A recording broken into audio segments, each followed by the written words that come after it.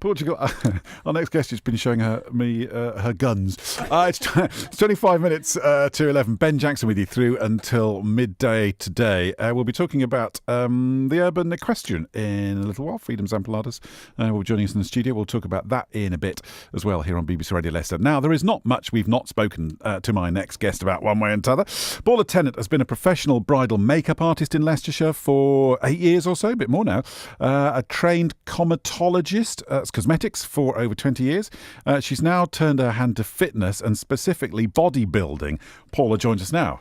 Good morning to you. Your arms have changed shape. I know, but I feel so much better about it. Well, I mean, it's like, as you get older, everyone's talking about the old bingo wings there. And I looked at myself in the mirror when I turned 50, which is nearly 2 years ago now. And I thought, you know what?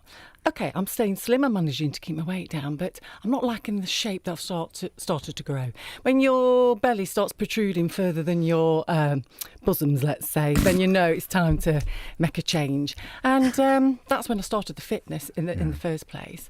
And then I did a variety of classes, body pump, this sort of thing. But actually, it doesn't actually build or sculpt the body. So that's what made me turn to weights in the end. Only weights will actually change your body shape. So now, as you can see, I can embrace actually wearing sleeveless tops and things like that. Look, I'm not going to. I don't want to. It's an odd thing to talk about a woman's body in front of her, but okay. So, but no, you can say what you want. No, but the point is, what your arms don't look like is Arnold Schwarzenegger. Now, that's a different type of bodybuilding. Not criticising anybody for that. But that's not what you're talking about. You're talking about sculpting. I mean, he did do bodybuilding, didn't he? But it's actually the novice end of bodybuilding. So I would never take it that far. I suppose it's sort of. It is toning, but it is building body muscle mass as well. Really? So I mean, general exercise will help you tone, but it's muscle. Building muscle will change the shape of you. It's the only way you would get the actual shape. Were you really nervous beforehand about showing the tops of your arms? I think I hear a lot of women say, well, and I put a little cardigan on because I don't like my arms. I was not too bad, actually. I wasn't too bad because I used to be a gymnast years ago, and I think you do maintain so much of that. But I will get into that stage, I'll definitely get into that stage where my bottom will go really flat. You turn to the side and it's not the kind of small bottom you want anymore. You want something perter. So, I was a little bit conscious and I wanted to nip it in the bud as soon as I could, really. And what's it been? I mean, what kind of effort do you have to put into it? Well, that's the thing. But it is worth it. I do weights 4 times a week. As I say, I can't stress it enough. Weights is the only way you're going to change your body and build a shape. So I do 2 upper body weight lifting sessions and 2 bottom halves. So that's 4 sessions a week. And you do need to have them separate because you do need to recover as well. Because that's the way it works, isn't it? Because effectively, if I'm right, correct me if I'm wrong, but in effect, if you do the weight, so it kind of damages the muscle fibres. That's damage exactly is probably too strong a word. So then you take the rest, it rebuilds stronger, That's exactly bigger. right. And the important part of that is eating a lot of protein as well. Protein is what's going to make you build the muscle as well. So you're dead right. You kind of damage the muscle and then it repairs, only it repairs a bit bigger with the help of eating lots and lots of protein. You kind of, I don't know whether you did it sort of subconsciously, but you kind of struck a pose. Does that mean that you are... No, I've not got there yet. This is the other thing with what I'm doing as well, and this is very important, to have a goal set. So for me, I started the actual bodybuilding in October. I'm giving myself to this coming October, so I've done it for a year. Only October you started? I only started the actual bodybuilding. So wow. I started doing the fitness. I never did any fitness until I was 50. Started just shortly after my 50th birthday, started the fitness. But as I said earlier, I wasn't seeing a change in my shape. So I looked into how can I change my shape? And doing the weights is the one to do. So what I've done, so come this October, I've done a full year then, and I'm even thinking of going into a competition. It's a novice bodybuilding competition. So I think it's important, if you're going to maintain and keep the motivation up and running, is to have a set date for something, whether it's a holiday or, for me, competition helps me a lot because I'm going to be showing my body like I did in the pageant in front of thousands of people. And is that not nerve-wracking? It's very nerve-wracking, but because it's nerve-wracking, what's going to make you do it? You're going to do it because you're going to put yourself on show. So if you're going to put yourself on show, you want to feel comfortable and good about yourself. It's the only way to do it. Look, I get the physical side and the transformation and all that kind of stuff. What is it? It's interesting. What does it do to your head? Well, I mean, any form of exercise is really good for you. I mean, especially depression, things like that. Definitely, I think it's very, very good. Do you feel good after exercise? You do. Or You just can feel exhausted? sore. Well, and there's two different balances to this. I mean, you can feel sore, but that's a good sore. But yeah, you can have this feeling of euphoria, can't you? You know, you don't want to do it. It's cold, it's wet outside, but you've done it and you've come home and you've cracked it. So yeah, you do feel good about it. I mean, the fact that you're wearing a sleeveless top line, it's like 7 degrees outside. Because I'm embracing, you know, this is how it makes you feel, you know. You're starting to look good, you like what you see, so it comes out from within.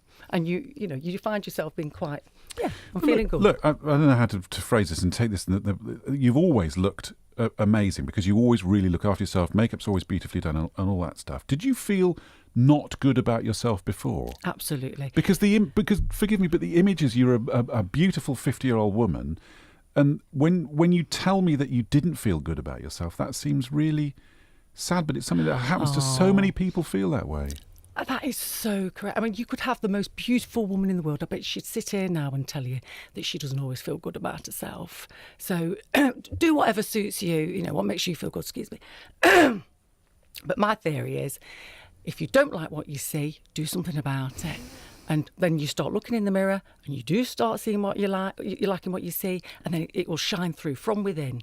It will shine And you through. feel more confident. Oh, you know, on New Year's Eve, I went into my local pub and I wore a jumpsuit because I'd lost a bit of weight. I knew my arms looked toned and they were worth showing off.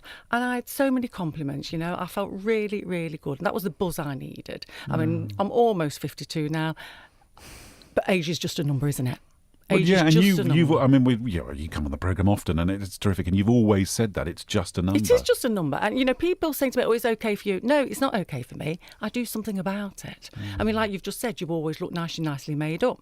Well, you know, anyone can do that. I just make that effort, don't I? Does it take time though? Well, I think, you know, you can be slim. It doesn't mean you actually really look that good under your clothes. I mean, for me, I look slim, yes, but I didn't like how I felt. And it doesn't take that long.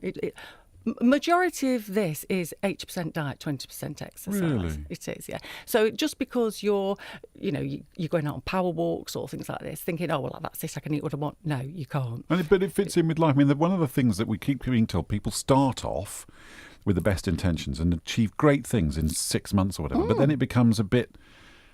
Well, you go on holiday and you never quite get back into it again, or it just becomes, walking the dog gets in the way of it. It's a mindset, isn't it? You know, if you're going on holiday, I can eat what I want, I'm going to let myself enjoy myself, but make a date that you will start and get back on it.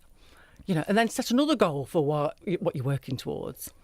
Paula, it's always great having you in the studio. It really is. Thank you so much for coming. And I have to ask you this because this is how we first met, was about makeup. What's the theme for this season? It was actually, I was joining a pageant when I was Ms. Leicestershire. That's when you first had me in. The theme for this the makeup theme for this for this coming year or this season. Is there a look? No different, you know, really, since the last time. There's people are loving these highlighters and nude, smoky eyes as opposed to real strong eyes, you know, things like that. Paula, thanks for coming in. Have a great weekend. Thank you. Good luck with it all. Good luck. No, well, let me show you my bottom that I've also Paula, as well. Stop it. I'm going to lie down now. I'm building a bum. I did my best to notice.